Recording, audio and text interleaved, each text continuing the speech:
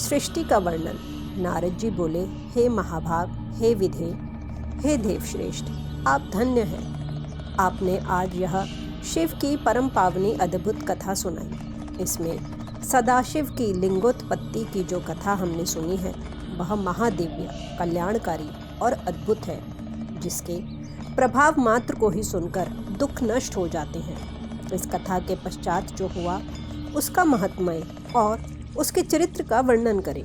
यह सृष्टि किस प्रकार से हुई इसका भी आप विशेष रूप से वर्णन करें। ब्रह्मा जी बोले, आपने यह उचित ही पूछा है। तदनंतर जो हुआ और मैंने जैसा पहले सुना है वैसा ही मैं संक्षेप में कहूँगा।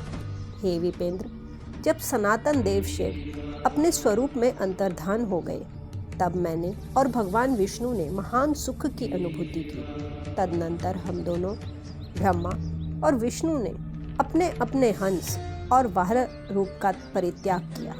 सृष्टि संरचना और उसके पालन की इच्छा से हम दोनों उस शिव की माया के दोनों प्रकारों से घिरे गए। नारद जी बोले, हे विधे, हे महाप्राज्ञ भ्रमण, मेरे हृदय में महान संदेह है।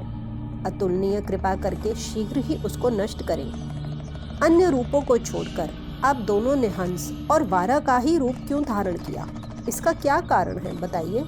सूत जी बोले, महात्मा नारद जी का यह वचन सुनकर ब्रह्मा ने शिव के चरणार विंदों का स्मरण करके आदर पूर्वक यह कहना प्रारंभ किया। हंस की निश्चल गति ऊपर की ओर गमन करने में ही होती है।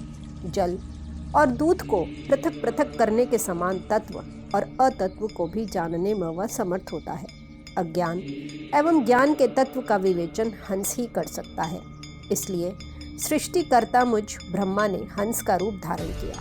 हे नारद, प्रकाश स्वरूप शिव तत्व का विवेक वह हंस रूप प्राप्त न कर सका, अतः उसे छोड़ देना पड़ा। सृष्टि संरचना के लिए तत्पर प्रवृत्ति को ज्ञान की प्राप्ति कैसे हो सकती है? जब हंस रूप में मैं नहीं जान सका तो मैंने उस रूप को छोड़ दिया। नीचे की ओर जाने में वारा की निश्चल गति होती है, इसलिए विष्णु ने उस सदाशिव के अद्भुत लिंग के मूल भाग में पहुंचने की इच्छा से वारा का ही रूप धारण किया। अथवा संसार का पालन करने वाले विष्णु ने जगत में 12 कल्प को बनाने के लिए उस रूप को धारण किया। जिस दिन भगवान ने उस रूप को धारण किया उसी दिन से वह श्वेत 12 संज्ञक कल्प प्रारंभ हुआ था। अथवा उन महेश्वर की जब यह इच्छा हुई कि विवाद में फंसे हम दोनों के द्वारा हंस और वारा का रूप धारण किया जाए, उसी दिन से उस वारा नाम के कल्प का भी प्रादुर्भाव हुआ। हे नारद, सुनिए, मैंने इस प्रकार से तुम्हारे प्रश्नों का उत्तर प्रस्तुत कर दिया है। हे मुने, अब सदाशिव के चरण कमल का स्मरण करके मैं सृष्टि सृजन की विधि बता रहा हूँ। ब्रह्मा जी बोले, हे मुने, जब महादेव जी अंतर्धान हो गए तब मैं उनकी आज्ञा का पालन करने के लिए ध्यान मग्न हो कर्तव्य का विचार करने लगा। उस समय भगवान शंकर को नमस्कार करके श्री हरि से ज्ञान पाकर परमानंद को प्राप्त होकर मैंने सृष्टि करने का ही निश्चय किया। हे तात, भगवान विष्णु भी वहाँ सदाशिव को प्रणाम करके मुझे उपदेश देकर तत्काल अदृश्य हो गए। वे ब्राह्मण से बाहर जाकर भगवान शिव की कृपा प्राप्त करके वैकुंठ धाम में पहुंचकर सदा वहीं रहने लगे। मैंने सृष्टि की इच्छा से भगवान शिव और विष्णु का स्मरण करके पहले के रचे हुए जल में अपनी अंजलि डालकर जल को ऊपर की ओर उछाला। इससे वहाँ 24 तत्वों वाला एक अंड प्रकट हुआ। हे विप्र, उस जल रूप अंड को मैं देख भी न सका। इतने में वह विराट आकार वाला हो गया। उसमें चेतना न देखकर मुझे बड़ा संशय हुआ और मैं अत्यंत कठोर तप करने लगा। 12 वर्षों तक मैं भगवान विष्णु के चिंतन में लगा रहा।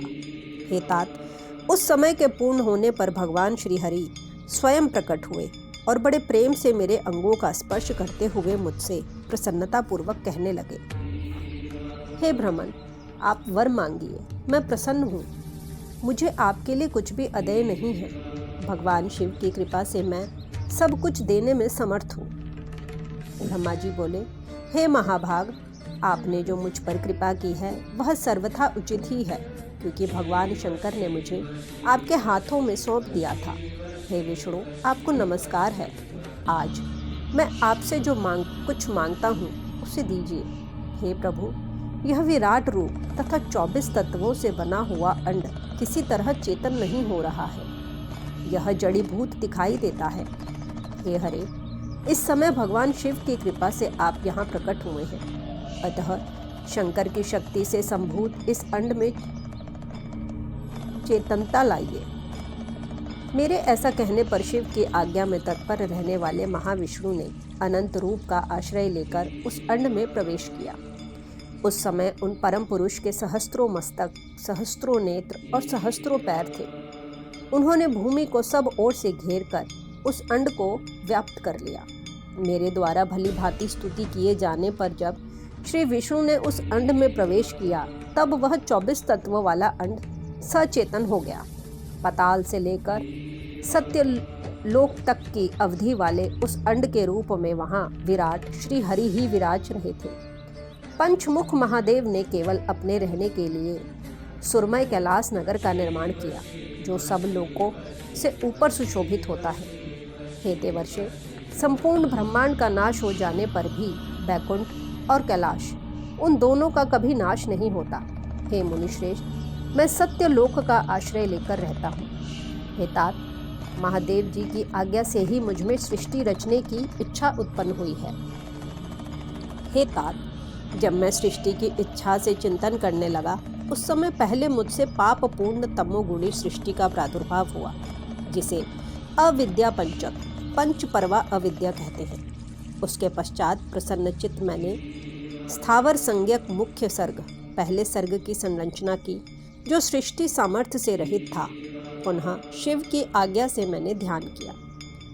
उस मुख्य सर्ग को वैसा देखकर अपना कार्य साधने के लिए सृष्टि करने के इच्छुक मैंने दुख से परिपूर्ण त्रियक स्त्रोत, तिरछे उड़ने वाले सर्ग, दूसरे सर्ग का सृजन किया।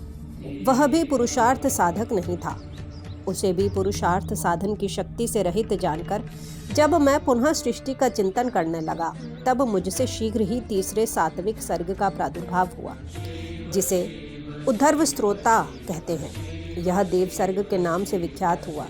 यह देव सर्ग सत्यवादी तथा अत्यंत सुखदायक है। उसे भी पुरुषार्थ साधन से रहित मानकर मैंने अन्य सर्ग के लिए अपने स्वामी श्री शिव का चिंतन आरंभ किया। तब भगवान शंकर की आज्ञा से एक रजोगुणी सृष्टि का प्रादुर्भाव हुआ, जिसे अर्वाक स्त्रोता चौथा सर्ग कहा गया है, जो मनुष्य सर्ग कहलाता है। वह सर्ग पुरुषार्थ साधन का अधिकारी हुआ। तदनंतर महादेव जी की आज्ञा से भूत आदि की सृष्टि, भूत सर्ग 5वां सर्ग हुई। इस प्रकार मैंने 5 प्रकार की सृष्टि की। इनके अतिरिक्त 3 प्रकार के सर्ग मुझ ब्रह्मा और प्रकृति के सानिध्य से उत्पन्न हुए। इनमें पहला महत्व का सर्ग है, पहला सूक्ष्म भूतों तथा तन मात्राओं का सर्ग और तीसरा वैकारिक सर्ग कहलाता है। इस तरह ये 3 प्राकृत सर्ग हैं। प्राकृत और वैकृत दोनों प्रकार के सर्गों को मिलाने से 8 सर्ग होते हैं। इनके अतिरिक्त 9वां कौमार्ग सर्ग है, जो प्राकृत और वैकृत भी है। इन सबके अवान्तर भेद हैं, जिनका वर्णन मैं नहीं कर सकता। उसका उपयोग बहुत थोड़ा है। अब मैं द्विजात्मक सर्ग का वर्णन कर रहा हूँ। इसी का दूसरा नाम कौमार्ग सर्ग है, जिसमें सनक सनंदन आदि कुमारों की महान सृष्टि हुई है। सनक आदि मेरे 5 मानस पुत्र हैं, जो मुझ ब्रह्मा के ही समान हैं। वे महान वैराग्य से संपन्न तथा उत्तम व्रत का पालन करने वाले हुए। उनका मन सदा भगवान शिव के चिंतन में ही लगा रहता है। वे संसार से विमुख एवं ज्ञानी हैं। उन्होंने मेरे आदेश देने पर भी सृष्टि के कार्य में मन नहीं लगाया। हे मुनिश्रेष्ठ, सनकादि कुमारों के दिए हुए नकारात्मक उत्तर को सुनकर मैंने बड़ा भयंकर क्रोध प्रकट किया, किंतु हे नारद, मुझे मोह हो गया। हे मुने, क्रोध और मोह से विवल मुझ ब्रह्मा के नेत्रों से क्रोधवश आंसू की बूंदें गिरने लगी। उस अवसर पर मैंने मन ही मन भगवान विष्णु का स्मरण किया। वे शीघ्र ही आ गए और समझाते हुए मुझसे कहने लगे, आप भगवान शिव की प्रसन्नता के लिए तपस्या कीजिए। हे मुनिश्रेष्ठ, श्री हरि ने जब मुझे ऐसी शिक्षा दी, तब मैं महाघोर एवं उत्कृष्ट तप करने लगा। सृष्टि के लिए तपस्या करते हुए मेरी दोनों भौहें और नासिका के मध्य भाग से ही, जो उनका अपना ही अविमुक्त नामक स्थान है, महेश्वर की 3 मूर्तियों में अन्यतम पूर्णांश, सर्वेश्वर एवं दया सागर भगवान शिव अर्धनारीश्वर रूप में प्रकट हुए, जो जन्म से रहित तेज की राशि, सर्वज्ञ तथा सर्वकर्ता हैं। उन नील लोहित नामधारी भगवान उमा वल्लभ को सामने देखकर बड़ी भक्ति से मस्तक झुकाकर उनकी स्तुति करके मैं बड़ा प्रसन्न हुआ और उन देव देवेश्वर से बोला, हे प्रभु, आप विविध जीवों की सृष्टि करें। मेरी यह बात सुनकर उन देवाधिदेव महेश्वर रुद्र ने अपने ही समान बहुत से रुद्र गुणों की सृष्टि की। तब मैंने स्वामी महेश्वर महारुद्र से फिर कहा है, हे देव, आप ऐसे जीवों की सृष्टि करें जो जन्म और मृत्यु के भय से युक्त हों।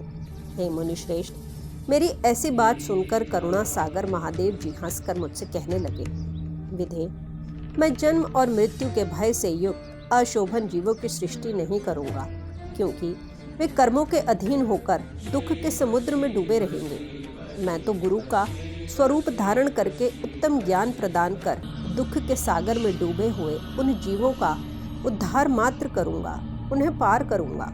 हे प्रजापते, दुख में डूबे हुए समस्त जीवों की सृष्टि तो आप करें। मेरी आज्ञा से इस कार्य में प्रवृत्त होने के कारण आपको माया नहीं बांध सकेगी। ब्रह्मा जी बोले, मुझसे ऐसा कहकर श्रीमान भगवान नील लोहित महादेव मेरे देखते ही देखते अपने पार्षदों के साथ तत्काल अंतर्ध्यान हो गए। इस प्रकार श्री शिव महापुराण के अंतर्गत द्वितीय रुद्र संहिता के प्रथम खंड में सृष्टि के उपकर्म में रुद्रावतारा भिवार वर्णन नामक 15वां अध्याय पूर्ण हुआ।